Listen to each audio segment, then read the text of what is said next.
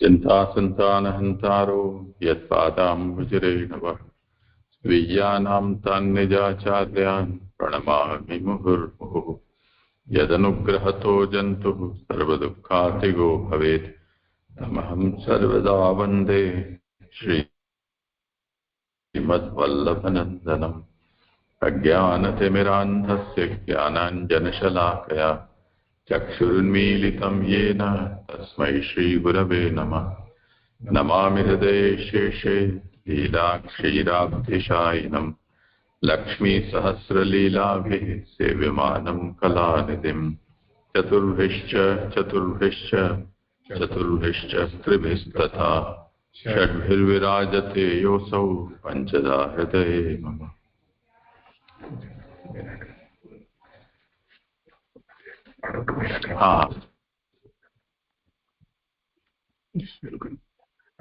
धन्यवाद राम जी। आज मेरा क्रम है श्लोक 17 से 19 तक की प्रस्तुति मेरे लिए। इस समय हम श्रीमद् भागवत के द्वितीय स्कंद ज्ञान साधन लीला के तृतीय अध्याय का अध्ययन कर रहे हैं। इससे पूर्व हमने प्रथम स्कंद में अधिकार लीला का अध्ययन किया था, जहां पे हमने उत्तम, मध्यम और हीन श्रोता वक्ता के बारे में हमने पढ़ा था या हमको परिचित कराया गया था। तो वहां पे उत्तम श्रोता के रूप में राजा परीक्षित जी और उत्तम वक्ता के रूप में श्री सुखदेव जी को बताया गया। और उसी अध्याय में अंत में राजा परीक्षित जी ने 2 प्रश्न पूछे थे कि सब मनुष्य के लिए क्या कर्तव्य है और जो मरणासन है उसे क्या करना चाहिए। द्वितीय स्कंद के प्रथम अध्याय में श्री सुखदेव जी ने इन प्रश्नों का मूलतः उत्तर दे दिया है। वे कहते हैं कि जो मनुष्य अभय या निर्भयता को प्राप्त करना चाहता है उसे सबकी आत्मा, सबके दुखों का हरण करने वाले ऐश्वर्य गुण संपन्न भगवान का श्रवण, कीर्तन और स्मरण करना चाहिए।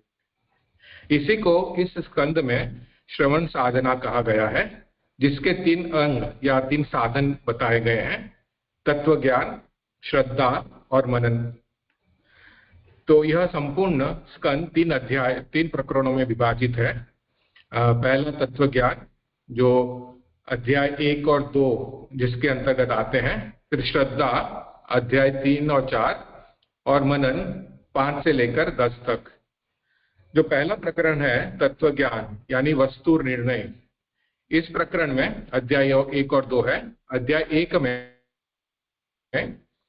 ध्यान विधि तथा भगवान के विराट स्वरूप का वर्णन आता है, और अध्याय 2 में भगवान के स्थूल और सूक्ष्म रूपों की धारणा तथा क्रम मुक्ति और सद्यो मुक्ति का वर्णन है। इन दोनों अध्याय का उद्देश्य है वस्तु निर्णय, अर्थात यह निश्चित करना कि वास्तविक सत्य क्या है और मनुष्य को ध्यान किसका करना चाहिए। यह निर्णय उन अध्यायों में प्रमाण यानी शास्त्र, प्रमेय जिसे जानना चाहिए यानी भगवान, साधन और फल के आधारों पर किया गया।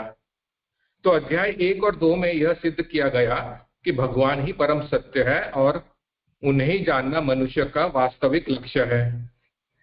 अब प्रकरण 2, जिसमें अध्याय 3 और 4 है, यानी उसे रत प्रसाद या श्रद्धा उस प्रकरण का नाम है।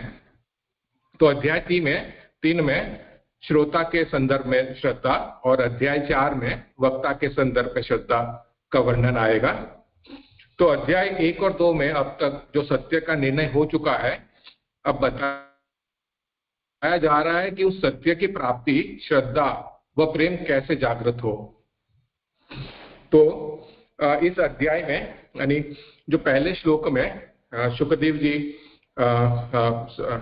सूत जी यानी कहते हैं कि सुखदेव जी राजा परीक्षित जी से कहते हैं कि उन्होंने जो भी प्रश्न पूछे थे उनका उत्तर उन्होंने दे दिया।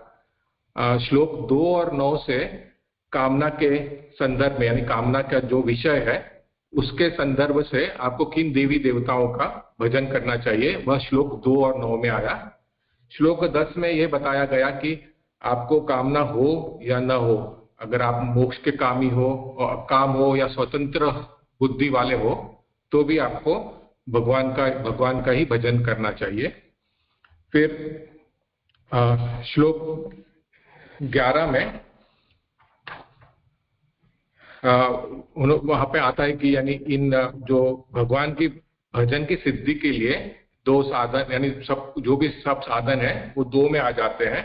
वे है कि भक्तों का संग करना और भगवान में अनुराग आदि करना। इन दोनों के अंतर्गत सभी साधना आ जाती है, सभी साधनाओं का समावेश हो जाता है। और फिर श्लोक 12 में यह समझाया कि ये भी जो दो साधन बताए हैं वो अगर भगवान की कथाओं में अगर श्रोता को अनुराग है तो वो दोनों भी इसके अंतर्गत आ जाएंगे। इतना होने के बाद फिर शुक जी और शौनक जी दोनों चुप रह गए। तो उसका पीछे उसका भावार्थ बताते हैं कि उन्हें यह जानना था, सूत जी को यह जानना था कि जो शौनक आदि ऋषियों के जो प्रश्न उन्होंने गुप्त रीत से जो दे दिए थे उनके हृदय में आ गया है कि नहीं, और उन्हें इस विषय के संदर्भ में कोई विशेष जिज्ञासा है या नहीं। हम पूर्व में भी देख चुके हैं कि अगर श्रोता को जिज्ञासा न हो तो वक्ता उस विषय या प्रसंग को रोक देता है, आगे नहीं बढ़ाता। तो यही जानने के लिए सूत जी और शौनक शुकदेव जी दोनों चुप रह गए। और फिर शुकदेव जी शौनक आदि ऋषि फिर प्रश्न पूछते हैं, और ये प्रश्न जो है ये यानी 13 से लेके अध्याय के अंत तक यही प्रश्न चलेंगे। तो कल उसी के संदर्भ में हमने श्लोक 13 से लेके 16 तक में देखा कि शौनक आदि ऋषियों ने कोई नया प्रश्न नहीं पूछा, लेकिन उन्होंने यह जानने की जिज्ञासा की कि शुकदेव यानी राजा परीक्षित जी ने क्या पूछा होगा। तो उसके फिर संदर्भ में आगे ये बताया कि उन्होंने क्या पूछा होगा उससे आपको क्या लेना देना। तो वहां पे फिर शौनक ऋषि समझाते हैं कि ये सत्पुरुषों की सभा है और सब सज्जन है इसमें, तो उसमें भगवान के विषय में ही कथा चलेगी, क्योंकि ये भगवान के संबंधी है तो यह वह सुनने के योग्य है। तो अगर कोई यह जिज्ञासा करे कि आप कैसे कहो कि ये भगवान के संबंध में ही कथा चलेगी, तो आगे फिर वही आया कि सब सज्जन है, और पहले श्रोता के संदर्भ में आया कि वे भगवत भक्त हैं, फिर वक्ता के संदर्भ में भी आया कि वे भी भगवत भक्त हैं। तो भक्तों के यानी समागम में तो भगवान की कथा ही होगी, और अगर अन्य कथा भी होगी तो भी वह अंत में भगवत कथा में ही परिणत हो जाएगी। इस संदर्भ से वो प्रश्न पूछ रहे हैं। अभी उसी श्रृंखला में आगे के 3 श्लोक आते हैं, श्लोक 17 से 19 ये अंत तक आ रहे हैं, लेकिन श्लोक 17 से 19 में यहाँ पे इन 3 श्लोकों में मनुष्य के जीवन की सार्थकता, समय का मूल्य और भगवान की कथा का क्या महत्व है, ये इन 3 श्लोकों में ये समझाया जाएगा। ये मैं श्लोक 17 का आभासार्थ देता हूँ। आभासार्थ कि इस समय विद्यमान जितने भी साधन हैं वे भक्ति के साधक न होने से निष्फल है, ऐसा कहा। इससे कैमुतिक न्याय यानी बिना कहे ही से जो भक्ति के साधक है वे सफल है, इससे कहते हैं। तो यहाँ पे समझा रहे हैं कि इस समय जितने भी साधन विद्यमान है, जैसे कि तप, योग, कर्म आदि जितने भी साधन है यानी वे भक्ति के साधक नहीं है। तो यहाँ पे यानी कैमुतिक न्याय यानी यहाँ पे ये बता रहे हैं कि जो भक्ति के साधक है वह सफल है। इससे फिर ऐसा सिद्ध होगा कि जो भक्ति के साधक नहीं है कैमुतिक न्याय से कि वो सफल नहीं है। श्लोक 17 आयुर्हरति वै पुंसाम उद्यंस्तन च यन्नसो तस्येर्ते यह क्षणो नित उत्तम श्लोक वार्तया। श्लोकार्थ मनुष्य की आयु को यह उदय अस्त को प्राप्त होता हुआ सूर्य हर लेता है, परंतु भगवान की कथा में जिसने एक क्षण भी बिताया है उसकी आयु को छोड़कर अन्य की आयु का हरण करता है। व्याख्याता सुबोधिनी जी। तो यहाँ महाप्रभु जी हमें एक श्रुति वाक्य से समझाते हैं कि यो असो तपन उदेति स सर्वेषां भूतानां प्राणाम् आदाय उदेति मा मे प्रजाया मा पशूनां मा मम प्राणाम् आदाय उदगाः असौ यो अस्तम एति स सर्वेषां भूतानां प्राणाम् आदाय अस्तम एति मा मे प्रजाया मा पशूनाम। तो इन श्रुति वाक्यों में कहा है कि जो यह सूर्य उदय हो रहा है वह सब प्राणियों के प्राणों को लेकर उदय को प्राप्त हो रहा है, परंतु यह मेरी प्रजा के, मेरे पशुओं के और मेरे प्राणों को लेकर उदय को प्राप्त न हो। और जो यह सूर्य अस्त हो रहा है वह सब प्राणियों के प्राणों को लेकर अस्त हो रहा है, परंतु मेरी प्रजा मेरे पशुओं के प्राणों को लेकर अस्त न हो। इन श्रुति वाक्यों के अनुसार श्लोक में उदय एवं अस्त को प्राप्त होता हुआ सूर्य सब प्राणियों के आयु को हरण करता है, ऐसा कहा।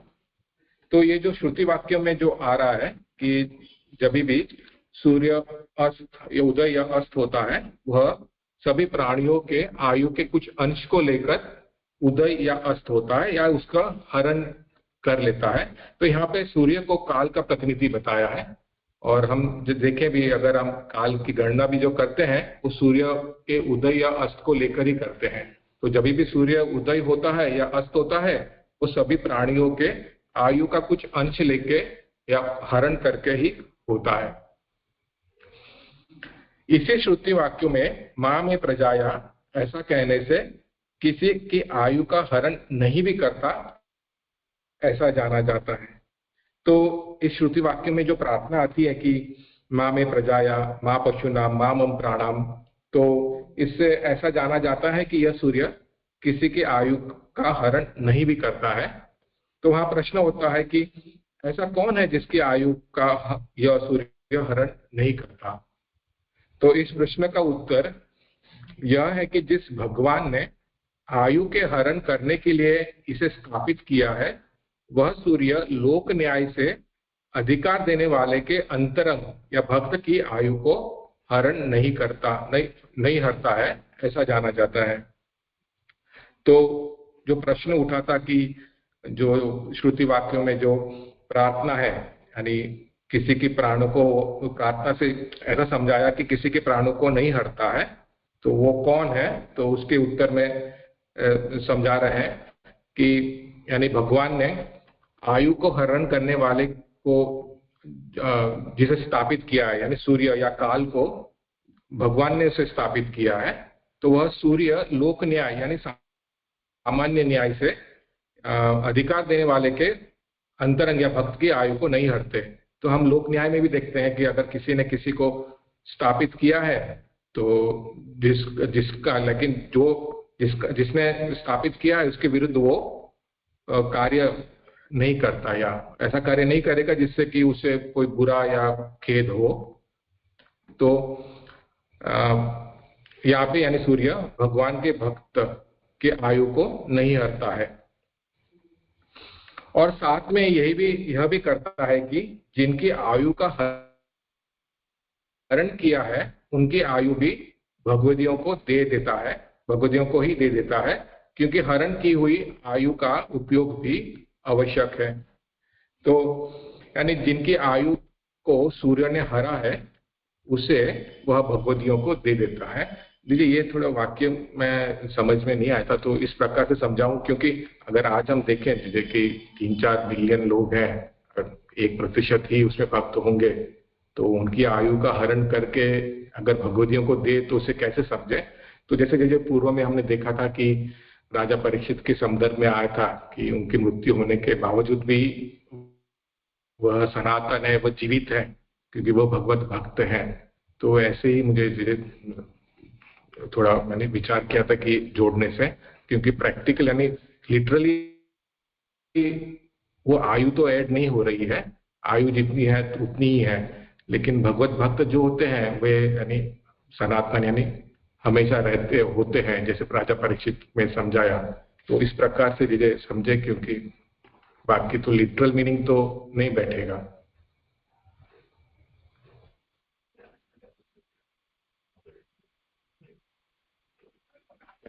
हाँ, यानी अगर ऐसा है ना कि आयु का जो हरण है उसमें जितनी कुल जीवों की संख्या, उनके हिसाब से यदि हम सोचें तो यहाँ तो जितनी भी जीव जात हैं, वायरस, बैक्टीरिया या छोटे जो वनस्पति हैं वहां से लेकर और मनुष्य जितने जैसे प्राणी हैं वो सभी को हम यहाँ गिनाया जा रहा है।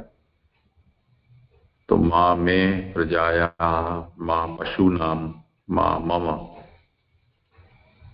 तो पशु, प्रजा और वो व्यक्ति जो ये प्रार्थना कर रहा है तो सभी आ जाते हैं।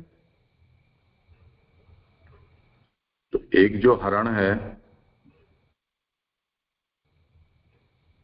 वो जिसको हम नित्य प्रलय कहते हैं या कालकृत जो लय कहा जाता है, जो प्रतिक्षण होता है,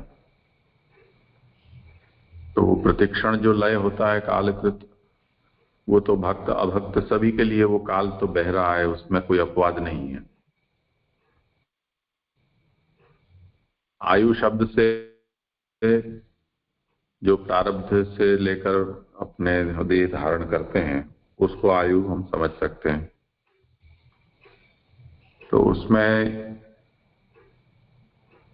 जो उदयास्त होने वाला सूर्य है उसका, जैसे हम घड़ी को शुरू करते हैं तो उदय होने वाला सूर्य है, उसने उस आयु की घड़ी शुरू कर दी। अस्त होने वाला है, उसने उस दिन को निपटा लिया, वो आयु का उसका क्षय हो गया। तो उस प्रकार का जो आयु का क्षय है वो भी सभी का होगा। तो यहां जो प्रार्थना की जा रही है वो किस प्रकार के आयु के नाश न होने के लिए की जा रही है, या किस प्रकार का आयु सूर्य हरण न करे उसके लिए ये कहा जा रहा है। तो उसको हमें एक अलग काल मानना पड़ेगा ना। वो अभी जो हम रूटीन में कर रहे हैं उसको तो हम नहीं गिन पाएंगे।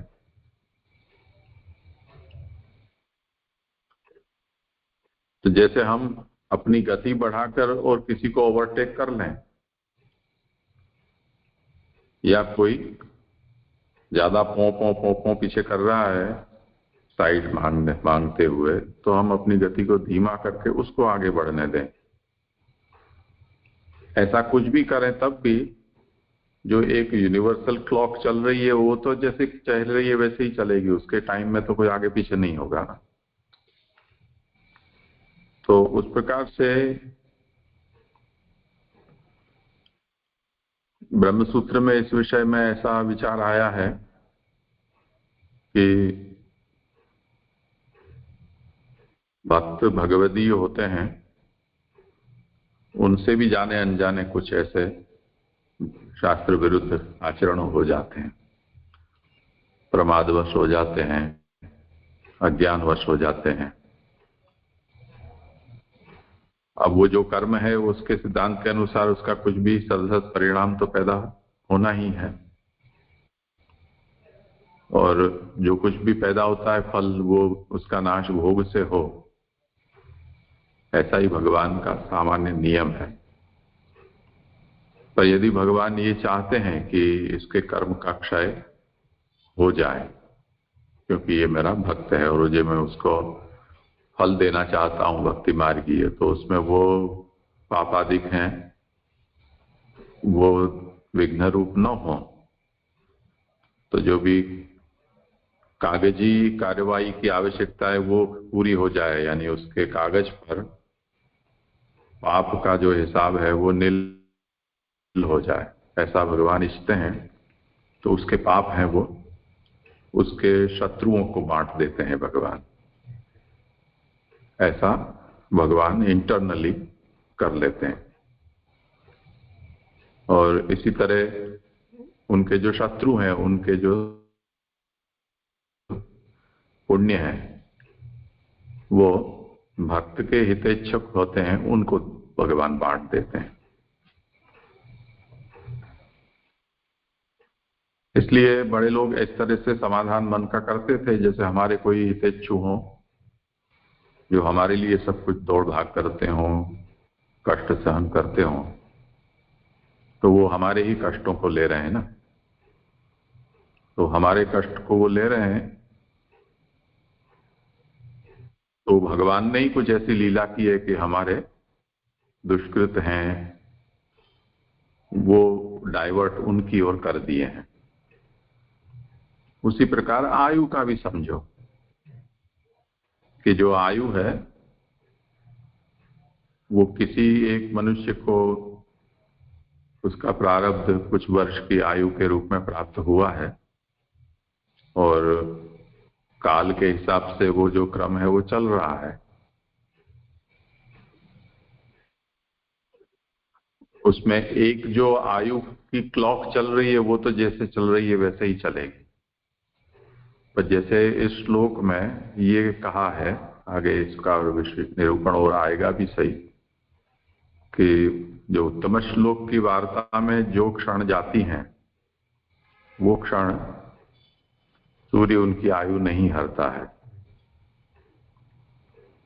और जो अन्य क्षण है वो सूर्य हर लेता है। तो इसका मतलब क्या है, वो 18वें श्लोक में भी इस विषय का विवरण आना है। तो यदि अन्य जो दुष्कृत करने वाले हैं उनकी आयु भगवदियों को, भक्तों को प्राप्त हो जाए, और ऐसे आसुरी प्रवाही लोगों की आयु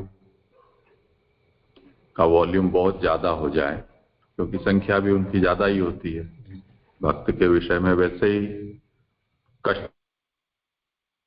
कश्चिदेव ही भक्तो ही, भक्त तो कोई ही होते हैं, ऐसा महाप्रभु भी आज्ञा करते हैं, यो मद भक्त समय प्रिय, ऐसी भगवद आज्ञा को लेकर। तो उस स्थिति में अगर और लोगों की आयु भक्तों को प्राप्त हो जाए तो भक्त जितने भी हों वो तो चिरंजीवी हो जाने चाहिए, पर ऐसा तो देखा नहीं जाता है। भक्तों की भी मृत्यु तो होती है, और अकाल मृत्यु होती है, ऐसा भी देखा जाता है। कुछ ज्यादा भी जीते हैं। अभी कल परसों मैसेज आया था आपके अरबस्तान में, एक कोई वृद्ध 143 वर्ष तक जिया और 123 या 35 उसकी संतानें हुई, और 43 में वो मरा। उसके कुछ 10 साल पहले ही उसने एक शादी की थी, उससे उसको बेटी भी हुई थी 100 वर्ष के बाद भी। तो ऐसे भी लोग ज्यादा जी रहे हैं, उनकी आयु का क्षय होता हो ऐसा दिखता नहीं है। तो इन उदाहरणों को, यानी इन सब अपवाद की स्थिति को देखते हुए ये कोई नियम से होने वाली घटना हो ऐसा नहीं लगता है, क्योंकि अन्यथा तो अभक्त है वो जल्दी मर जाएं और भक्त हैं वो लंबा जीने वाले हों। तो इसका क्या अभिप्राय है वो हमें समझना होगा। तो तात्पर्य यह होगा कि भक्त जितना, अभी इसमें आगे आने वाला है कि भगवत भजन में, भगवत स्मरण कीर्तन आदि में या भगवत कार्य में वो जो काल व्यतीत करता है वो काल उसका बढ़ाया जाता है, उसका ग्रास वो नहीं करता है। ये तो उसका तात्पर्य समझाया गया है। ऐसा नहीं है कि उसकी आयु को बढ़ा देना। इसलिए यहां जो कहा ना कि यद्यपि वाक्ये प्रार्थकस्यैव आयुषो न हरणम तथापि हरणस्य नहीं, रतंच आयु भगवदीयेभ्य एव प्रयच्छति विनियोगस्य आवश्यकत्वात्। तो जो सूर्य है वो भगवान का अधिकारी है, जो आयु हरण के लिए ही स्थापित किया गया है। वो क्या करता है कि जैसे लोक में कोई अधिकारी, जिसने अधिकार उसको दिया है, उसके अंतरंग लोगों का के ऊपर वो अपने अधिकार का प्रयोग नहीं करता है, उस प्रकार भगवान ने सूर्य को ये अधिकार दिया है। तो वो जो जिन लोगों की आयु का उसने हरण किया है वो आयु वो भगवदियों को ही देता है। विनियोगस्य आवश्यकत्वात्, क्योंकि कहीं से कुछ उठाया है तो उसको कहीं लगाना तो पड़ेगा, उसको वो ऐसे ही निरुपयोगी नहीं रखा जा सकता है।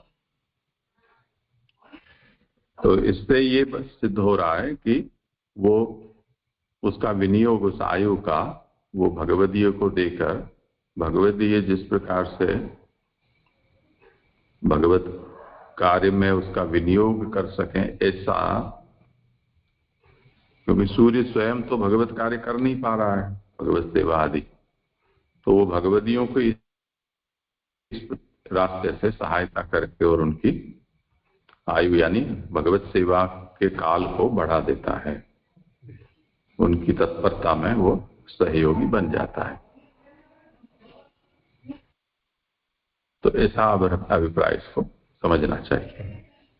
जी तो तात्पर्य ये है कि दिन लंबे नहीं हो जाते हैं, वर्ष लंबे नहीं हो जाते हैं, उस अर्थ में उसकी आयु लंबी हो जाती है ऐसा नहीं है, परंतु जो लौकिक सांसारिक मनुष्य 24 घंटे में से मानो कि 20 घंटे लौकिक कार्य करता होगा तो उसका आयु का हरण हो गया वो, और उसके विपरीत जो भक्त भगवती होगा वो 20 घंटे भगवत कार्य में कर पाएगा।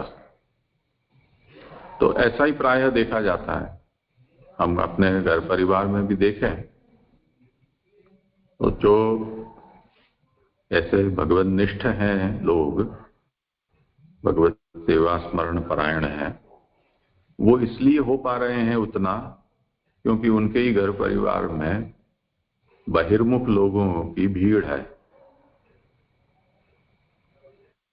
क्योंकि उन लोगों के बिना इनका भी तो निर्वाह नहीं हो पाएगा। लौकिक संभालने वाला घर में कोई हो, कमाने वाला घर में कोई हो,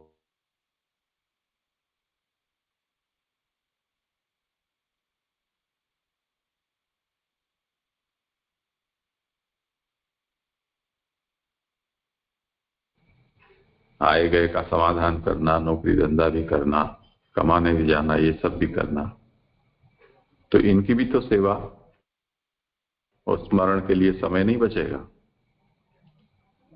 तो ये तो साफ दिखाई दे रहा है कि उनकी आयु इनको प्राप्त हो रही है, पर क्योंकि ये उनके प्रति सद्भाव रखने वाले हैं इसलिए उनका अकल्याण नहीं होगा, तो जो दुर्भाव रखने वाले हैं उनका अकल्याण भी होगा। जी जी करो आगे, होगा इस पर।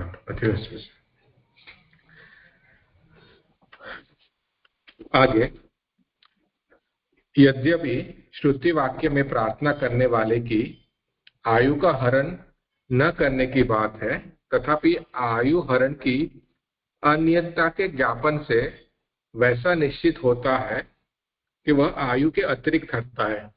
जिसे जैसे समझाया कि यानी समय का चक्र तो चल ही रहा है, आयु तो घटी रही है यानी मनुष्य की, लेकिन यहाँ पे जो प्रार्थना की गई है कि यानी मेरे प्रजा या मेरे पशु या मेरे प्राणों को न हर ले, तो उसका तात्पर्य समझाते हैं कि वो आयु के अतिरिक्त हरता है। तो उसको आगे समझाते हैं कि सतायुर वैश्य पुरुष में ये क्या आया है कि यद्यपि प्रार्थना करने वाले की आयु हरण न करने की बात है, फिर भी तथापि आयु हरण की अनियतता के ज्ञापन से ऐसा निश्चय होता है वह आयु के अतिरिक्त हरता है, जिसे आपने समझाया है। सतायुर्वैश्य पुरुष, इस कथन से पुरुष की 100 वर्ष की आयु होती है। 1 वर्ष सर्व ब्रह्मांड में परिभ्रमण से एक आयु को हरता है, परंतु जिस आयु में उसका उत्तम श्लोक की वार्ता का क्षण होता है उस आयु का हरण नहीं करता। तात्पर्य यह है कि जो उत्तम श्लोक भगवान की वार्ता से भगवान के समीप ले जाया जाता है, उस आयु का वह ग्रहण नहीं करता।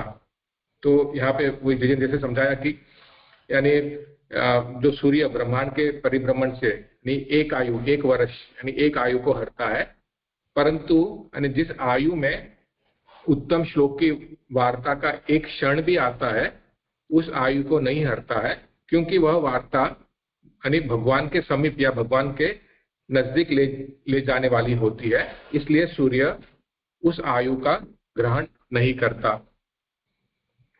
यत और तत् का नित्य संबंध है, इसलिए तत् शब्द से क्षण ही यहाँ कहा गया है। तो ये संस्कृत व्याकरण का विषय कि यत और तत् का निश्चय संबंध है कि जहाँ पे यत और तत् यत होता है तो वहां पे तत् आता ही है।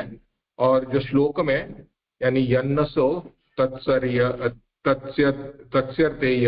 इस संबंध में समझा रहे हैं कि यानी जहाँ पे जो आयु का हरण बता रहे हैं, तत् यानी जो तत् है वो क्षण से जुड़ा हुआ है। तो वही समझा रहे हैं कि तत् शब्द से क्षण को यहाँ कहा गया है। संबंधीपन स्वरूप से यह हुआ है, यानी यत और तत् का जो संबंध है इससे यह हुआ है। इसलिए जिस आयु या जिस वर्ष में वह क्षण होता है ऐसा सिद्ध हुआ। पूरे वर्ष के अंदर एक क्षण भी यदि उत्तम श्लोक भगवान की वार्ता से अपने लिए अथवा भगवान के लिए बिताते हैं तो उसका अपना कार्य भी वार्ता के ही द्वारा किया गया है।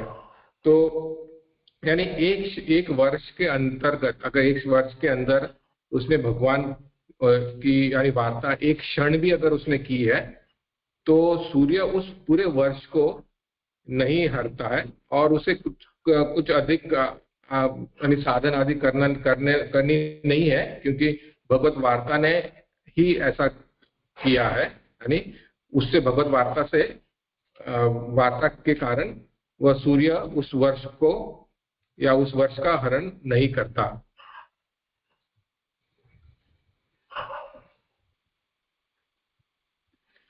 इसलिए बची हुई आयु को भी वह वार्ता हरण करेगी, सूर्य उसका हरण नहीं करता है, इसका भाव है।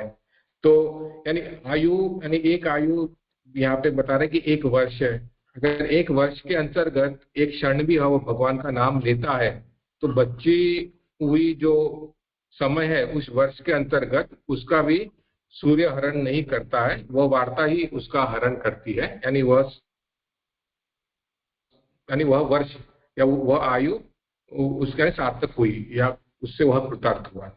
अस्तु, ये 17वां श्लोक संपूर्ण हुआ।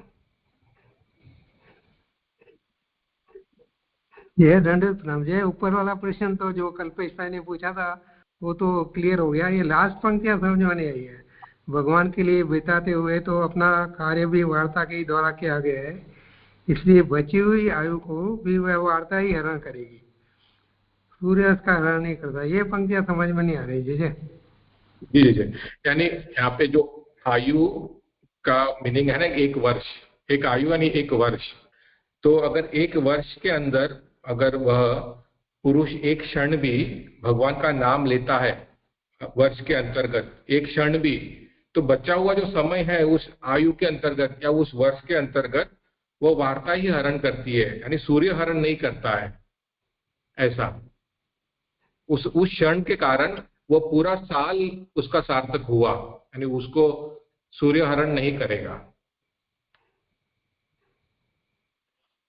कल्पेश भाई, पर ये इसलिए बची हुई आयु को वह वार्ता ही हरण करेगी, तो एक क्षण जो वार्ता की है वो उसकी आयु को बता रहा है इधर। हाँ, बची हुई आयु यानी आयु ने एक साल ऊपर बताया, आयु का मतलब है एक साल।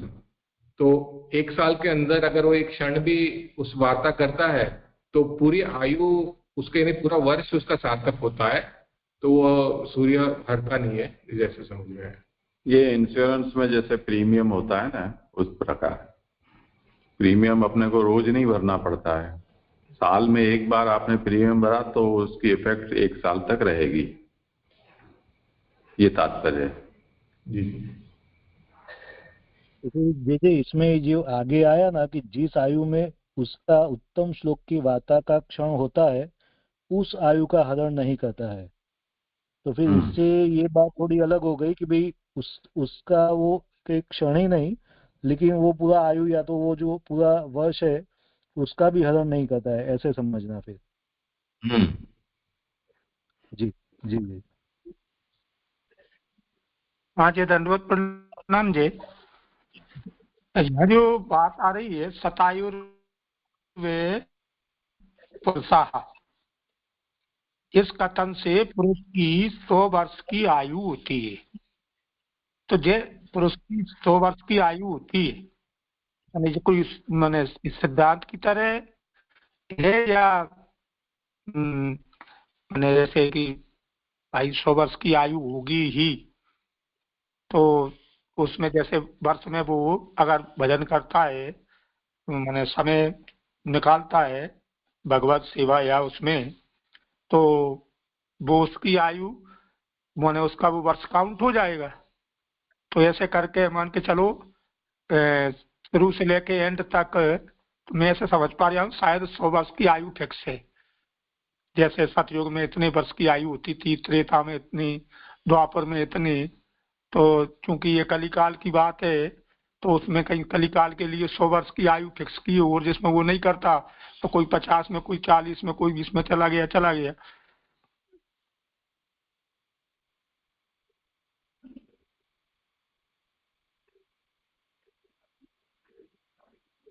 क्या प्रश्न समझ में नहीं आया। हाँ, आपका पीछे आगे क्या हुआ? ये मतलब मैं ये सोच रहा था कि जैसे 50 साल 60 साल जी रहे हैं तो भगवत भक्ति नहीं करते होंगे, उनकी काउंट नहीं होती होगी शायद, इसलिए वो जल्दी चले जाते। नहीं तो 100 वर्ष तो रहना चाहिए मेरे हिसाब से।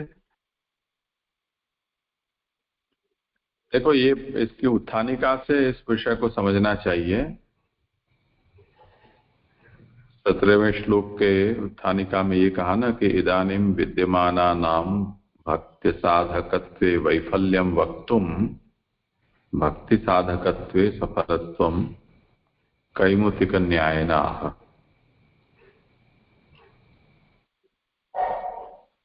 अब यहाँ जो भी विद्यमान साधन हैं वो यदि भक्ति के साधक नहीं होते हैं तो वो विफल हैं, साधक होने पर वो सफल होते हैं।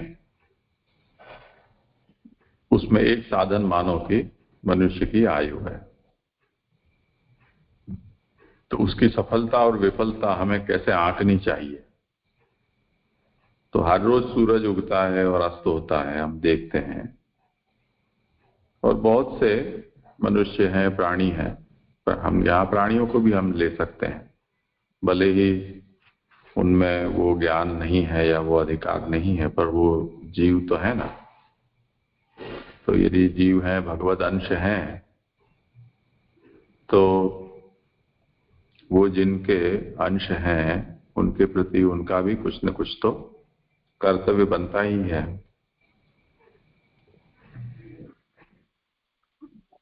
तो उनको देखकर यदि हमें ऐसा विचार आता है कि ऐसे ही उठते हैं और लौकिक सांसारिक कार्य में लगे रहकर और फिर सो जाते हैं बेसुध होकर, कहीं भगवत सन्मुखता नहीं है उनकी, तो वो आयु ऐसे ही खो रहे हैं। ऐसा रंज किसी के भी मन में उठ सकता है। तो वही बात यहाँ कही जा रही है कि उनकी ये विफलता है जीवन की, कि जो विद्यमान साधन है वो भक्ति साधक नहीं होने के कारण उनकी विफलता कैसे हो रही है। और जिन्होंने भगवत नाम श्रवण कीर्तन आदि में अपने आयु को लगाया है वो सफल हैं। तो कौन कितना जिए, किसकी क्या आयु का नाप है, कौन से युग में क्या होना चाहिए, वो सब यहाँ अभी इतना मुख्य भार से नहीं समझाया जा रहा है, पर इतना ही कहे जा रहा है कि यदि भगवत सन्मुखता है तो उसको प्राप्त आयु भी सफल है, अन्यथा कितना ही लंबा जी लो वो विफल है। वो 18वें श्लोक में आगे वो विषय कहा जाएगा।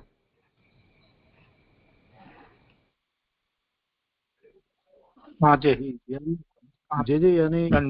यहाँ पे ऐसे ले सकते हैं कि भाई यदा बहिर्मुख, जो जो हम बहिर्मुख होते हैं प्रभु से, तो फिर वो जो है उसको जो काल ग्रसित कर लेता है, तो वही सेंस में ले सकते हैं कि भाई उसको वो जो, अगर प्रभु का नाम या तो ऐसा कोई नहीं हुआ तो वो तो काल ग्रसित कर लिया, और जो भक्ति जो जो प्रभु के सम्मुख या तो भक्ति में जो जो क्षण बीत रहे हैं तो वो डिपॉजिट हो रहे हैं, वो जैसे कैरी होते हैं नेक्स्ट जन्म में भी, वो उसका क्षय नहीं होता है। तो उस तरीके से ये ले सकते हैं जी। जी जी जी जी जी, दंडवत प्रणाम। जी जी, यहाँ पे उत्तम श्लोक का जो ठाकुर जी का जो विशेषण है उसके लिए बताया है, लेकिन उसका मीनिंग क्या हम ले सकते हैं? जी जी, दंडवत प्रणाम जी।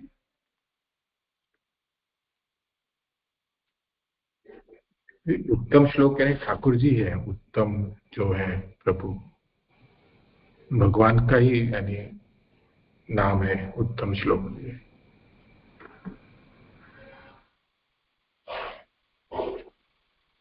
भगवान का ये एक नाम है, अर्थ तो खैर सबका होता ही है। उत्तम का अर्थ तो उत्तम, श्रेष्ठ, श्लोक, कीर्ति। तो जिनकी कीर्ति उत्तम है उनकी वार्ता। जी जी जी, इसमें पुरुषोत्तम सहस्त्र नाम का नाम भी है, जन्मादि सहस्र कृति इसमें है।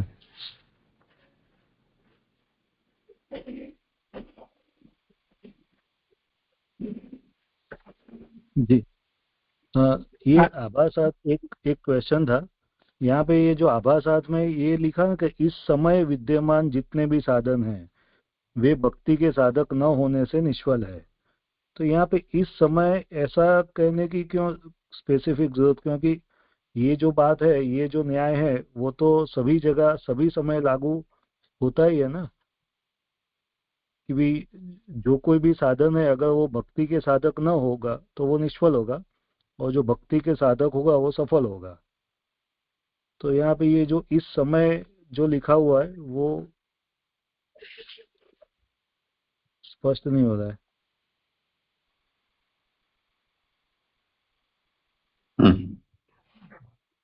यानी ये उस समय यानी जब शौनक जी और सूत जी का जब ये प्रसंग चल रहा है, मिले हैं, उस समय की जो बात हो रही है। और ये तो जो उन्होंने जैसे कहा कि ये तो सभी समय ये तो लागू होगा ही, तो उस संदर्भ में ये सब प्रश्न चल रहे हैं। तो उस संदर्भ में यह समझा जा रहा है कि उस समय के यहाँ पे जितने भी साधन जो है वो भक्ति के साधक न होने से विफल है। लेकिन जनरल सेंस तो सही है कि कोई भी अगर भक्ति का साधक नहीं है वो तो विफल है ही, यानी सब हर समय। जैसे अध्याय के आरंभ में ही जितने सब साधन बताए ना, ये कामना हो तो ये करो, ये कामना हो तो उसको भजो, वो कामना हो तो उसको भजो, ये सब लंबे चौड़े सब साधन बता दिए ना। तो उन सबको बताने के बाद उसके ऊपर पोतना फेर दिया, ये सब फालतू हैं, क्योंकि जिससे भक्ति न हो वो सब बेकार है। या तो अकाम हो, सर्व काम हो, मोक्ष काम हो, सभी को भगवान का ही भजन करना चाहिए। ये एक दृष्टि थी। फिर भी अगर किसी के दिमाग में से ये नशा उतरता नहीं है और अभी भी न जाने किन किन साधनों को में पड़े रहने की इच्छा होती है, तो उसको भी आखिरी धक्का लगा रहे। तापी नदी का पूजन करने जा रहे हैं और न जाने किस किस के यज्ञ कर रहे हैं। ये सब दिमाग में क्या क्या फितूर चढ़ती जा रही है।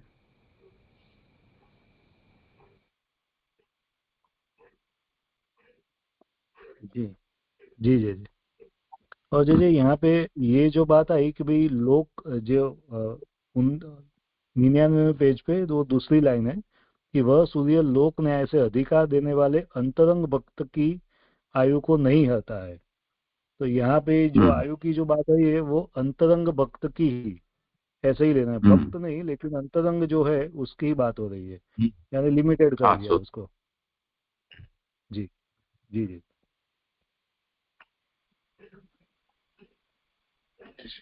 नाम ले लो। जन्मादि सार्थक कृति पुरुषोत्तम शास्त्र का नाम 94 का नाम है, पेज नंबर 18।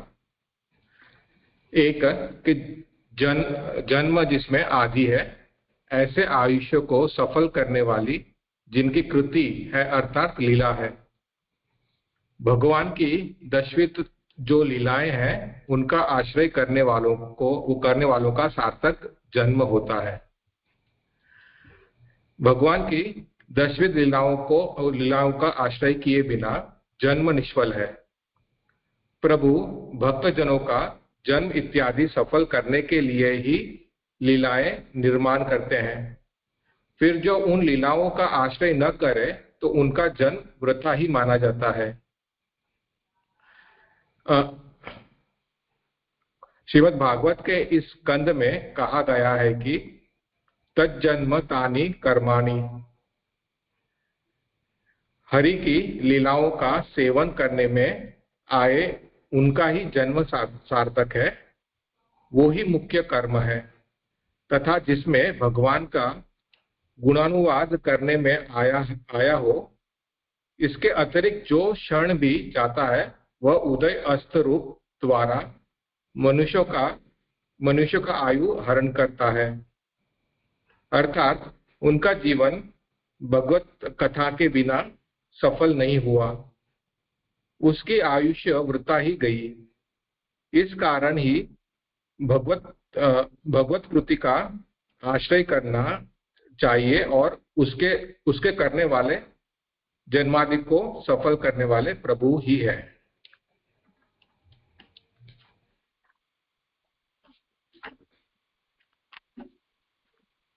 आगे ले लो श्लोक से। श्लोक 18 का आभासार। इस तरह क्षण मात्र में भी भगवत कथा का संबंध होने पर आयु की कृतार्थता है। इस दृष्टांत की विधि से सभी की कृतार्थ का निरूपण करके उसके अभाव में अधिक आयु भी प्रार्थना से प्राप्त की गई भी व्यर्थ है, इसे दृष्टांत से बताते हैं।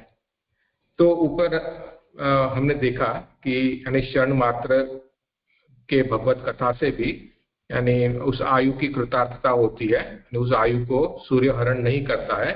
तो इस दृष्टांत की विधि से सभी की यानी जो भी भगवत भजन में है उनकी कृतार्थ का निरूपण करके अब उसके अभाव में किसी की आयु अगर अधिक हो भी और उसे प्रार्थना से उसने अधिक आयु की प्राप्ति भी कर ली हो तो उसका जीवन यानी व्यर्थ ही है। तो उसे इस दृष्टांत से बताते हैं कि तरवः किम न जीवन्ति, वस्त्राः किम न श्वसन्त्युत, न खादन्ति न मेहन्ति, किम ग्राम पशो व परे। श्लोकार्थ। क्या वृक्ष अधिक समय नहीं जीते हैं? लोहार की धोपनी क्या श्वास नहीं लेती? मनुष्यों के अतिरिक्त क्या गांव के पशु खाते या मैथुन नहीं करते हैं? सुबोधिनी जी। वृक्ष क्या बहुत काल तक जीवित नहीं रहते, परंतु उन वृक्षों का अपने लिए क्या उपयोग है और वे मुक्त भी नहीं होते हैं। इसलिए बहुत काल का जीवन प्रार्थना से प्राप्त हुआ भी व्यर्थ है। तो यहाँ पे हमने अभी पूर्व श्लोक में जीजन भी समझाया था कि अगर एक साधन आयु भी है, अगर किसी को लंबी आयु प्राप्त भी होती है और प्रार्थना के साथ अगर उसने प्राप्त भी की है, अगर लेकिन वह यानी भगवत कथा से विमुख है तो उसका जीवन निष्फल है। उसी को इस वृक्ष के उदाहरण से समझाते हैं कि वृक्ष भी लंबे काल तक जीता है, लेकिन उस लंबे काल तक जीना उसके लिए उपयोगी नहीं है और वो मुक्त भी नहीं होता है। तो लंबे काल का जीवन प्रार्थना से प्राप्त हुआ भी हो तो भी वह अन्य भगवत कथा के बिना व्यर्थ ही है। यदि कहो, यानी कोई पूर्व पक्षी अगर प्रश्न करे कि यदि कहो कि उनकी आयु प्राणों को धारण करके नहीं रहती तो लोहार की धोकनी क्या श्वास नहीं लेती? अगर कोई ये प्रश्न पूछे कि आप यानी हमें यानी वृक्ष के साथ क्यों हमारी समानता या हमें जोड़ रहे हो, उनका वो कहाँ प्राण को धारण करते हैं, तो अगर ऐसी शंका होती है, अगर ऐसा प्रश्न होता है तो वहां कहते हैं कि क्या लोहार की धोकनी श्वास नहीं लेती? यानी धोकनी यानी जो जिससे वायु अंदर बाहर करके जो कोयलों में जो अग्नि प्रज्वलित करती है या उससे सहायक करती है, उसे धोकनी यानी कहते हैं। तो क्या लोहार की धोकनी श्वास नहीं लेती? मनुष्यों की नाक भी चमड़ी की धोकनी के समान है, उसमें भी उसी मार्ग से वायु आती जाती रहती है, धोकनी में भी यही है। तो यानी धोकनी की उदाहरण से समझाते हैं कि मनुष्य की नाक भी उस धोकनी के समान ही है जहां से वायु अंदर बाहर आती जाती रहती है। इसलिए प्राण धारण से भी कोई उपयोग सिद्ध नहीं है। यानी धोकनी जिसके समान, यानी प्राण अगर आप धारण भी करते हो तो भी कोई उसकी सिद्धि या कुछ उपयोगिता उसकी नहीं है। तो फिर वापस अगर पूर्व पक्षी ऐसा प्रश्न करे कि यदि कहो कि मनुष्य के द्वारा तो अपना और अन्यों का उपकार होता है, इसलिए धोकनी का दृष्टांत बराबर नहीं है, तो इसका उत्तर इससे देते हैं। तो अगर वो ऐसा प्रश्न करें कि मनुष्य अपना और अन्यों का उपकार करता है और धोकनी इस प्रकार नहीं करती है, तो फिर आप यानी धोकनी का दृष्टांत तो बराबर नहीं है, तो इसके उत्तर देते हुए महाप्रभु जी समझा रहे हैं कि मनुष्य का वैसा करना भी व्यर्थ है। जैसे कोयले धोकनी के श्वास से तपते हैं, उसी तरह कोयलों से संबंध रखने वाले लोह आदि भी धोकनी के श्वास से तपते हैं, और तपे हुए लोह आदि आघात यानी चोट, लोह आदि को चोट या आघात सहनी पड़ती है। अतः जैसे उस धोकनी का श्वास उपद्रवकारी है, उसी तरह मनुष्य का जीवन भी उपयोग समझना चाहिए। और धोकनी में और मनुष्य के जीवन में कोई अंतर नहीं है। तो यानी ऊपर ये प्रश्न उठाया कि यानी मनुष्य तो अपना और अन्यों का अपना, यानी अपना खान पान सुख आदि अपना उपकार करता है, और अन्यों का यानी उसको पालन पोषण आदि वगैरह जो अन्यों का उपकार करता है, इस प्रकार धोकनी तो नहीं करती है, इसलिए धोकनी का दृष्टांत बराबर नहीं है। तो उसके उत्तर में समझाते हैं कि धोकनी भी इसी प्रकार करती है, क्योंकि उसका जो वायु अंदर बाहर होती है, उससे जो कोयला है वह जलता है, और उसके संबंध से फिर लोह आदि भी तपते हैं।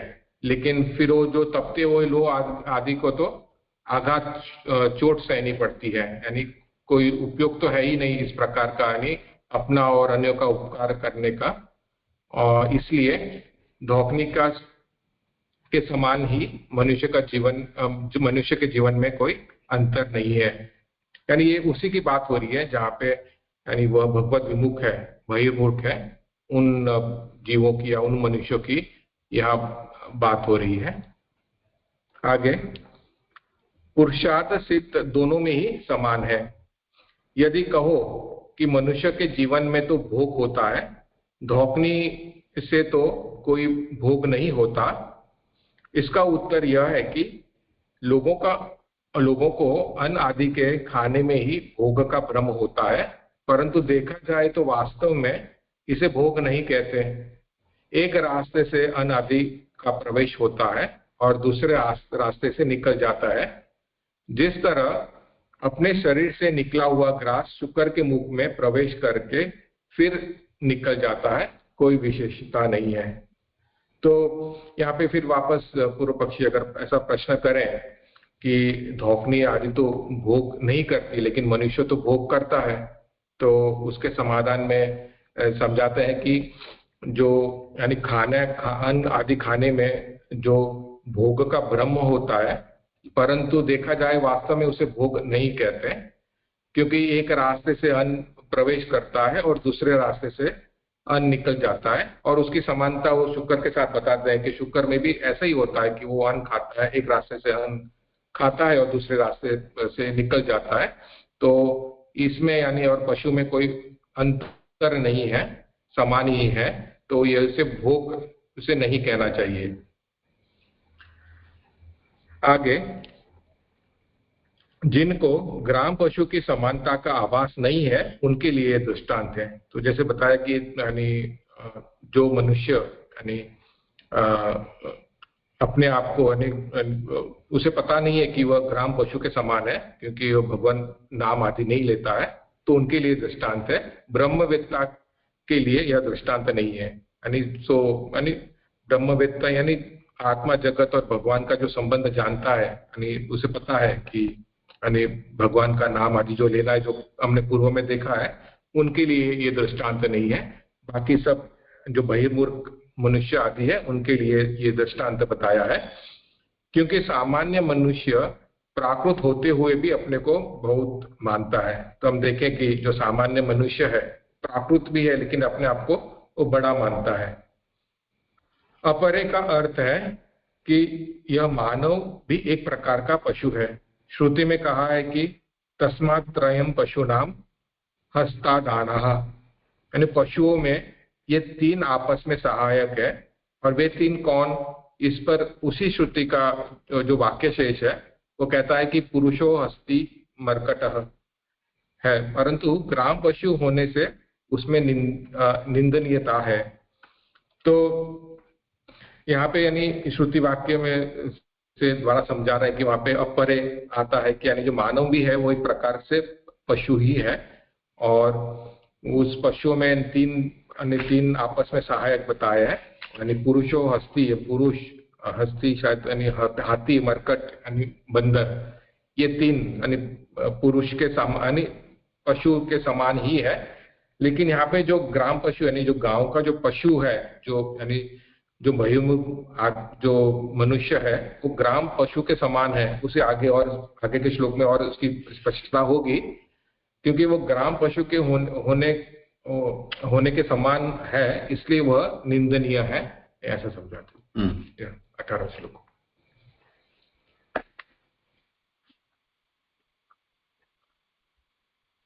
करो जी जी 19वें श्लोक का आभासार्थ। इस तरह पुरुष कल्पेश्वर एक मिनट, ये जो बात है वो समझ में नहीं आई कि ये पशुओं में ये तीन आपस में सहायक है, पुरुषो हस्ती और मरकट है। तो ये सहायकता कैसे आ रही है या क्या बात कर रहे हैं वो समझ में नहीं आया। जी जी, यानी ये श्रुति वाक्य से बता रहे हैं कि ये यानी पशुओं में ये तीन सहायक यानी समानता बता रहे हैं। और ये तीन कौन है, तो पुरुष, हस्ती और मरकट, ये तीन। यानी ये अभी यहाँ पे क्या कि थोड़ी समानता, पहले तो यानी ये समझाया कि जो यानी उनका जीवन व्यर्थ है, फिर उसकी तुल्यता अभी पशुओं से होगी। पहले उसकी समानता को बताकर आगे के श्लोक में उससे भी ये नीचे गिरे हुए हैं वैसा समझाना चाहते हैं। तो यहाँ पे अभी कोई ऐसा यानी कहे कि उसमें क्या है कि अगर श्रुति भी यह कहती है कि हम पशु के समान ही है, लेकिन यहाँ पे निंदनीय तब होती है जब वो ग्राम पशु है। इस संदर्भ में उसकी निंदनीयता है, क्योंकि पशु के समान तो है लेकिन पशु में बुद्धि आदि तो नहीं दी गई है, लेकिन मनुष्य में ये सब प्रभु ने उसे दिया है। उसके बावजूद भी अगर वो पशु के समान जीता है तो वह निंदनीय है, ऐसा उसे समझाना चाह रहे। तो यहाँ पे उसकी तुल्यता बता के आगे उससे भी गिरा हुआ है, ऐसा समझाएंगे। ये श्रुति वचन में हस्तादाना शब्द दिया है ना, हाथ वाला, ये पशुओं में ये तीन है वो हाथ वाले हैं, इस तरह से कहा है। तो हाथी, बंदर और मनुष्य, तो हाथी को जैसे सूंड होती है हाथ के स्थान पे, बंदर तो अपने हाथ पांव दोनों का उपयोग दोनों ढंग से कर लेता है। मनुष्य के पास तो है ही हाथ, तो उनकी समानता कही है। और हाँ, तो अपरे इत्यनेन अयमपि एकः पशु, ये जो उदाहरण दिया है ना कि तरबः किन्न जीवन्ति, वृक्ष क्या जीते नहीं है, भस्त्रा किम न श्वसन्ति, धोकनी है वो क्या सांस नहीं लेती है। इसी तरह ग्राम पशु भी क्या खाते नहीं है, मेहन नहीं करते हैं। तो इसमें अपरे जो शब्द है उसका क्या अर्थ लेना, अपरे ग्राम पशवः, तो वो यहां समझा रहे हैं कि अपरे इत्यनेन अयमपि एकः पशु, जैसे और पशु जो जो क्रियाएं करते हैं उस तरह से ये मनुष्य है वो भी पशु ही है, बस गांव में रहता है, इतना ही तो फर्क है। अब उसकी पशुता कैसे सिद्ध की जाए, तो ये श्रुति का वचन याद आ गया आचार्य चरणों को, तो बता दिया कि तस्मात्रय पशु नाम हस्ता दाना पुरुषो हस्ति मर्कटः। तो श्रुति में यानी कोई ऐसा लड़ने झगड़ने आ जाए कि आप मनुष्य को कैसे पशु कह सकते हो, तो इस वाक्य में भागवतकार यानी शौनक मनुष्य की बात 17वें श्लोक में करके आए हैं और 18वें में तो ये अन्य पदार्थों की बात हो रही है, उसमें भी आप मनुष्य वापस कहां से लेकर आए। तो महाप्रभु कहते हैं कि नहीं, श्रुति में भी मनुष्य को पशु के रूप में वर्णित किया गया है, तो वो निंदा के अर्थ में यहाँ मनुष्य को पशु कहा गया है। जी जी जी जी। यानी ग्राम पशु यानी जो पशु, लेकिन वो जो ग्राम में रहने वाला है वो ही, कि जो जो जो भगवान मुख नहीं है या तो ज्ञानी नहीं है, लेकिन पशु की तरह ही जीता है, ऐसे। जी जी जी जी। और यहाँ पे ये जो धोखने का श्वास उपद्रवकारी है, उसी तरह मनुष्य जीवन का भी उपयोग समझना। तो मनुष्य जीवन का उपद्रवकारी या उपयोग समझना, वो दोनों सेट नहीं हुआ मुझे। जी जी जी। यानी अगर मनुष्य का जीवन भगवत विमुख होकर हो रहा है, अगर भगवत नाम नहीं ले रहा है, तो जो पापों को ही एकत्र कर रहा है, पाप ही जमा कर रहा है, तो ऐसा तो जीवन फिर उपद्रवकारी ही हुआ उसके लिए, धौकनी के समान। वो ना खुद का यानी खुद की को कृतार्थता कर रहा है, ना उसके साथ जो जुड़े हुए हैं उसकी भी कोई कृतार्थता होगी। तो दोनों के संदर्भ में यानी वह उपद्रवकारी ही होगा उसका जीवन। अच्छा, यानी दूसरों के लिए और अपने दोनों के लिए वो व्यर्थ ही होगा या कोई उपयोग में नहीं आएगा, ऐसे। हाँ, और फिर वो यानी भगवत नाम बिना तो पाप ही जमा कर रहा है ना, खुद का तो विनाश ही कर रहा है, तो उसका वो जीवन तो उपद्रवकारी हुआ, खुद का विनाश का ही कारण बना उसका ऐसा जीवन। जी, ये यहाँ पे उपद्रव और उपयोग आया ना, तो इसीलिए कंफ्यूज हो गया। ठीक है, आ गया समझ। नहीं, जैसे श्वास ले रहा है श्वास छोड़ रहा है, क्यों के लिए? अपने जीवन के लिए कर रहा है ना, पर वो श्वास जो ले रहा है वो प्रभु के लिए ले रहा है, तो निंदनीय नहीं है, वरना निंदनीय है, ऐसा लग रहा है। जी, ऐसा ही है। हाँ, यानी अगर भगवान का नाम ले रहा है तो ये सब उदाहरण उसके लिए नहीं है, वही समझा दिया गया है। लेकिन जो भगवत नाम नहीं ले रहा है उसी के लिए ये सब उदाहरण आ रहे हैं।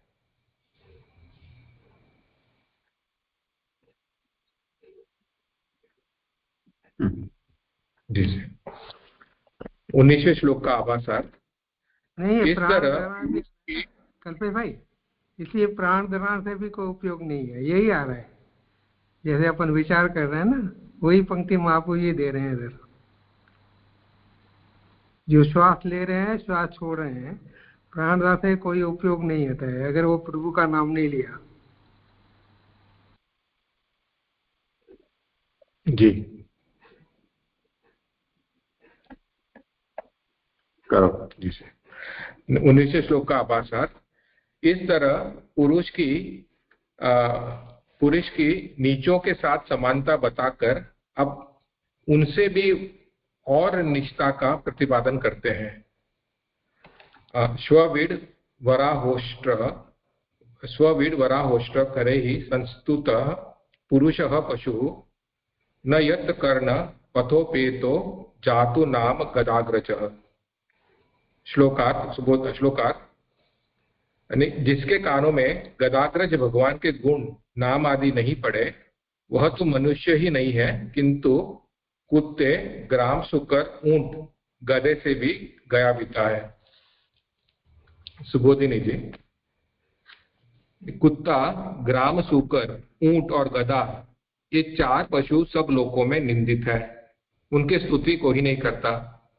तो हम देखते हैं कि ये जो 4 है, कुत्ता, ग्राम, सुकर, ऊंट और गधा, यानी सभी लोकों में, यानी सब जगह पर ये निंदित है। क्योंकि अगर हम किसी की निंदा करते हैं तो हम इसके साथ समानता करके उसकी निंदा करते हैं और उनकी कोई स्तुति नहीं करता। परंतु भगवत विमुख पुरुष को जब देखते हैं तो इन 4 पशुओं की ही वो स्तुति करते हैं। इसलिए ये पशु भगवत विमुख की स्तुति करते हैं। आशय यह है कि ये तो कुत्ते आदि जानते हैं कि भगवत विमुख पुरुष को देखकर ही तो लोग उससे हमको अच्छा बताते हैं, अतः हमारी स्तुति करने वाला तो यह भगवत विमुख पुरुष है, कराने वाला तो यह भगवत विमुख पुरुष ही है। तो ये समझाया कि ये जो 4 पशु हैं वे तो सब जगह निंदित हैं, लेकिन अगर कोई भगवत विमुख पुरुष को देखता है तो वे इन 4 पशुओं की स्तुति करता है। यानी हम ऐसा कहते हैं कि ये तो ऐसे तो कुत्ता अच्छा है, ऐसे यानी, या ये जो पशु है वो अच्छे हैं। तो इसका आशय यह है कि यानी जब भगवत विमुख पुरुष को देखते हैं तो वे जो निंदनीय पशु है उनको भी अच्छा कहते हैं, अतः उनकी स्तुति कराने वाला तो ये भगवत विमुख पुरुष ही है। तो ये कुत्ते आदि जो हैं वे उनकी स्तुति करते हैं, क्योंकि वो जो भगवत विमुख है उसकी स्तुति करते हैं, क्योंकि उनके कारण ही इनकी स्तुति हो रही है।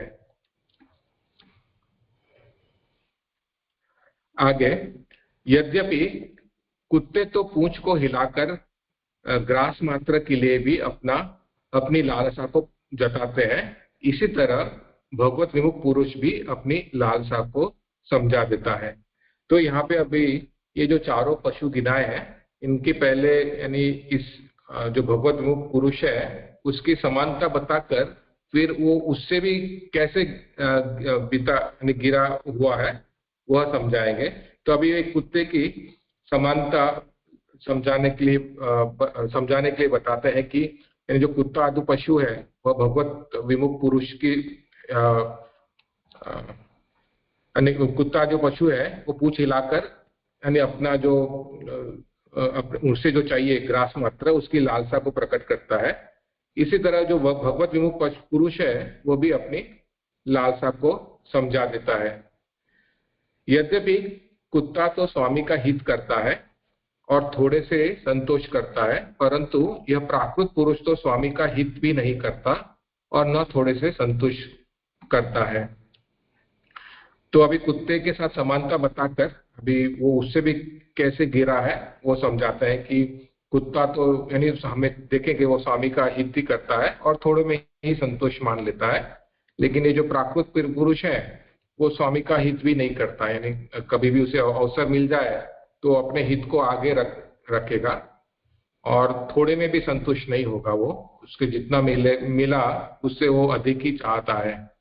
तो इस कारण वो कुत्ते से भी गया बीता हुआ है। इसी तरह वीडवरा यानी जो ग्राम सुकर है भी गंदी वस्तुओं में आसक्त रहता है, जैसे वह मल मूत्र के स्थान में मस्त रहता है, इसी तरह प्राकृत पुरुष भी रहता है।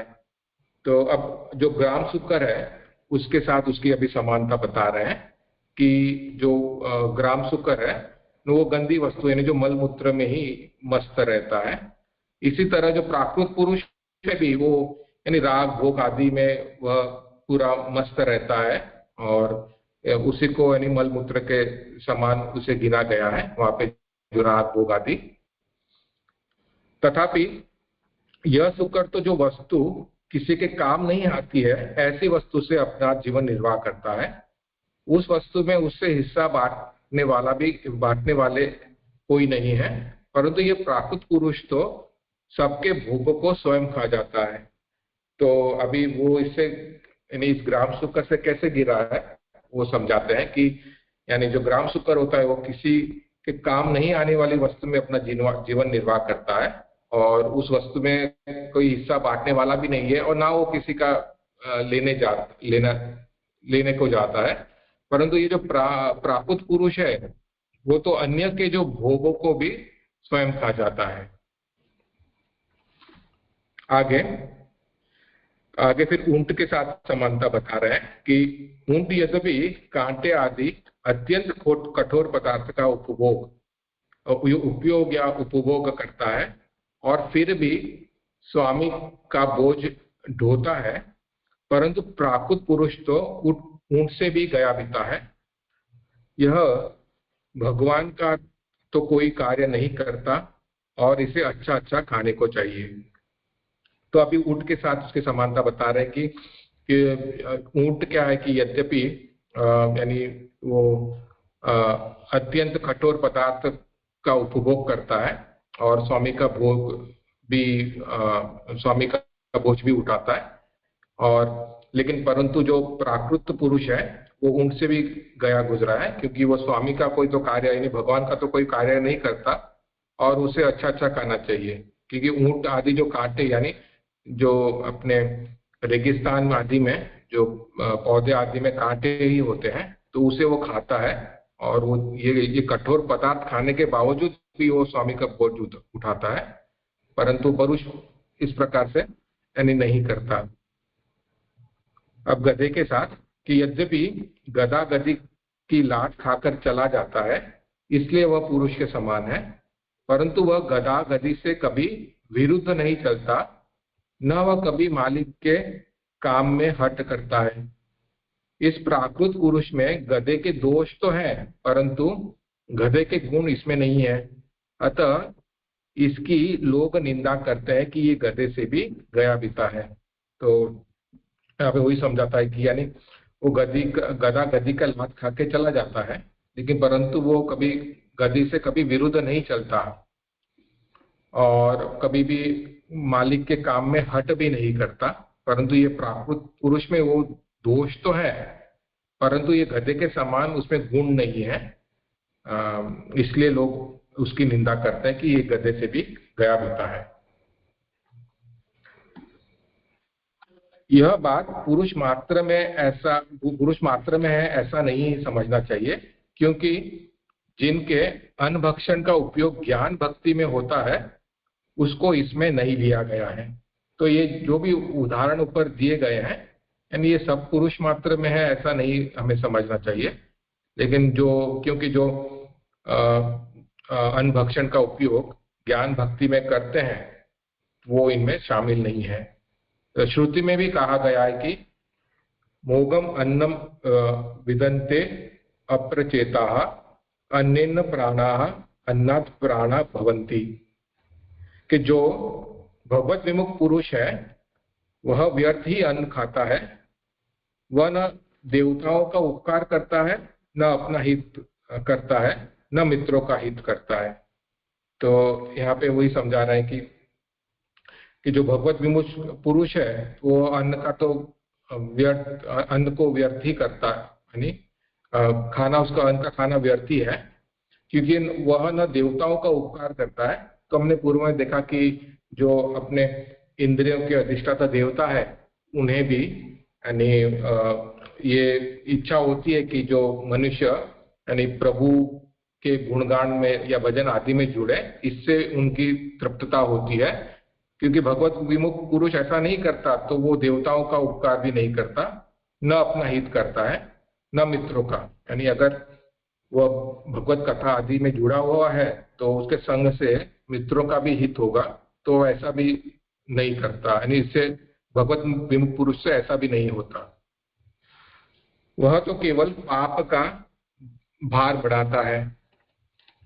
इस तरह जो पुरुष केवल अपने स्त्री पुत्रों का पेट भरता है और अपना पेट भरता है, उसकी निंदा की है। तो यहाँ यानी जो स्त्री पुरुष और अपने ही पेट को भरता है, भगवत नाम नहीं लेता है, उनकी निंदा हो रही है। क्योंकि अन्न का उपयोग ज्ञान या भक्ति में होना चाहिए, अर्थात अन्न से प्राण लाभ होता है और प्राणों की स्थिति होने पर वह ज्ञान और भक्ति कर सकता है। परंतु यदि उस अन्न का उपयोग ज्ञान या भक्ति में न हो तो उसमें और पशु में कोई अंतर नहीं है।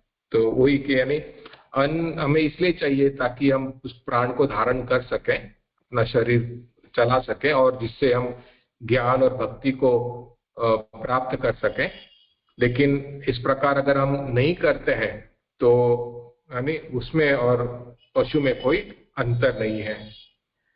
यदि ज्ञान और भक्ति में अन्न का उपयोग होता है तो उससे पुरुषार्थ की सिद्धि होती है, अतः उसमें पशु तुल्यता नहीं होती। उसी को न यत्त कर्ण पथोपेत से बताते हैं, जो श्लोक में जो यत्त कर्ण पथोपेत है उससे बताते हैं कि जिसके कानों में गदाग्रज भगवान का नाम नहीं पड़ा, जो भगवान केवल भक्ति प्रकाशन करने के लिए प्रकट हुए हैं, तो उसका जीवन व्यर्थ है। यानी उसने कभी भी भगवान का नाम नहीं सुना, उसके कानों में नहीं पड़ा, तो उसका जीवन व्यर्थ है। स्वानाम भावस्वरूहम, इसलिए जो भगवान के गुण नहीं सुनते वह भगवद्य नहीं होता, यह निश्चित है। ये स्वानाम भावस्वरूहम, ये भावस्वरूहम ये कहाँ से है? इसी स्कंद के 8वें अध्याय का 5वां 2:8-5 प्रविष्ट कर्णरंध्रेण स्वानाम भावस्वरूहम तुनोति शमलम कृत्स्न शरीरस्य यथाचरत्।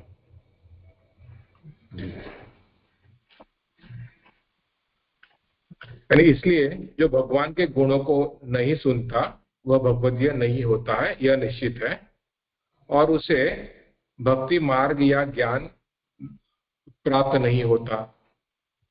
भगवान को गदाग्रज इसलिए बताया है कि माता पिता के दुखों को दूर करने के अनंतर ही गद उत्पन्न हुआ था, अतः जहां भगवान ने दुखों को दूर किया ऐसा कहना होता है तो वहां भगवान को गदाग्रज नाम से कहते हैं। तो इस श्लोक में जो गदाग्रज भगवान से जो उल्लेख किया है तो वह क्यों किया वो समझाते हैं कि भगवान को इसलिए गदाग्रज बताया है क्योंकि उन्होंने माता पिता के दुखों को दूर करने के अनंतर उनका उत्पन्न या जन्म हुआ, और जहां भगवान को दुखों को दूर करना होता है तो वहां ऐसा कहा जाता है, तो गदाग्रज नाम से उन्हें कहते हैं। ये गदाग्रज, ये तो समझ में आया कि गदाग्रज नाम क्यों आया, लेकिन गदाग्रज ये मैंने थोड़ा देखा भी था कि गदा अग्रज, गद अग्रज, हाँ, और गद एक जगह देखा कि यानी वसुदेव देवकी जी के बेटे का नाम, ठाकुर जी के छोटे भाई का। जी जी जी। अल्पेश भाई, ये मित्र को किसमें लिया है? ये जो 109 पे आ रहा है ना, व्यर्थी अन्न खाता है, वह न देहों का उपकार करता है, न उपमा अपना हित करता है, न मित्रों का हित करता है। तो मित्रों में किसको लेने का अपने को? उनके भी जो पुरुष जो है यहाँ पे जो जिसका उल्लेख हो रहा है उनके ही मित्रों का, क्योंकि अगर भगवान के नाम या भगवान के कथा से जुड़ा है तो उसके संग से उनके मित्रों का भी हित होगा। हम देखते हैं कि पीछे भी यानी भगवत संग का महत्व समझाया है, मैंने भगवत भक्त के संग का महत्व बताया है। तो अगर वो भक्त नहीं है तो उनका मित्रों का भी हित नहीं होगा, वो भी इसकी तरह यानी भगवत विमुखी रहेंगे। ऐसा नहीं, थोड़ा मित्र का समझ में नहीं आ रहा है, मित्र किसको लिया है?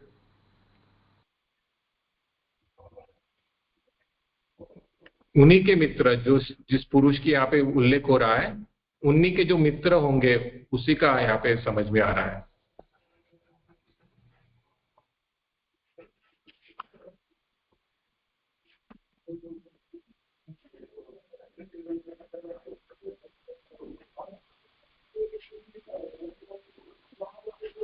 जी कल्पेश भाई, वो आप क्या बता रहे थे, ये आप गद अग्रज, यानी गद यानी वो प्रभु के छोटे भाई ऐसा है, ये आप कुछ बोल रहे थे। जी जी जी। यानी ठाकुर जी के बाद भी, वो बलदेव जी तो बड़े हैं, लेकिन ठाकुर जी के बाद भी ऐसे देवकी जी को संतान हुए, उनका नाम गद है ऐसा। अच्छा। जी जी। और यहाँ पे जी ये जो समानता है, ये कुत्ता, ग्राम शुकर, ऊंट और गधा, ये चार से वो कंपैरिजन की है। तो इसमें ऐसा कोई कोई उत्तम यानी जो निम्न ही है सब, लेकिन उसमें भी ऐसे कोई डिग्री या ऐसा कोई ले सकते हैं, या ऐसे ही सब जनरली समझना है, एक से दूसरा ज्यादा नीचा है, या ऐसा ऐसे कोई। कर लें विचार, उसमें क्या है, वोट ले लें।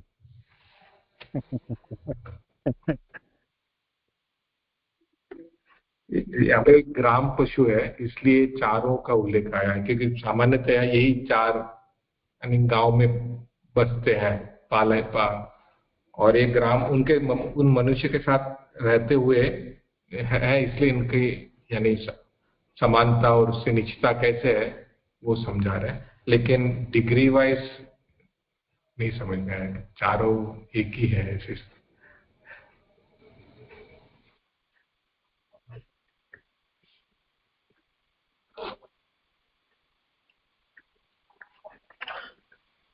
ठीक है, समय हुआ है।